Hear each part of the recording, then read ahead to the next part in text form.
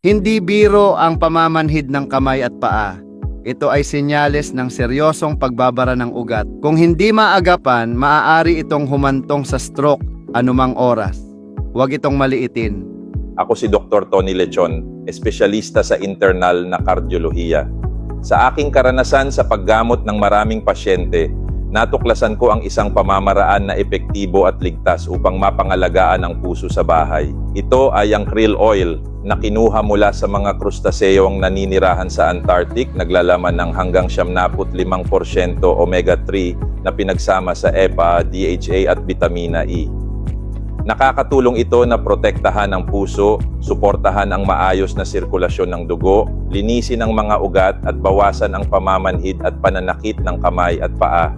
Madali lamang itong gamitin, inumin kasama ng maligamgam na tubig bawat pag-inom. Epektibo ito makalipas ang 15 minuto ng paggamit. Ang pag-inom ng isang kapsula ay maaaring magpababa ng hirap sa paghinga at mabilis na tibok ng puso. Ang pag-inom ng 2 kapsula araw-araw ay hindi lamang mabuti para sa puso at utak, kundi nakakapagpalakas at nagpapabuti rin ng memorya. Kahit ikaw ay 40, 50, 60 o kahit 70 taong gulang, maaari ka pa ring malayang kumilos, tumakbo at mag-ehersisyo ng epektibo. Ang langis na ito mula sa krill ay inirekomenda ng Philippine Heart Association.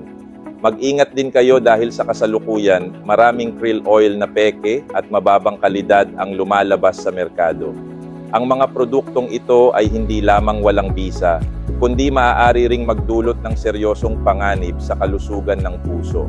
Bumili lamang ng orihinal na krill oil, Euphausia superba oil, na inirekomenda ng Pambansang Kagawaran ng Kalusugan.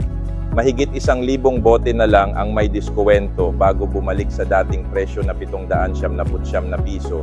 Maraming tao na ang gumaling. Bilisan at huwag palampasin ang pagkakataon. Libreng shipping diretso sa inyong bahay, napakabilis. I-click ang link upang makita ngayon.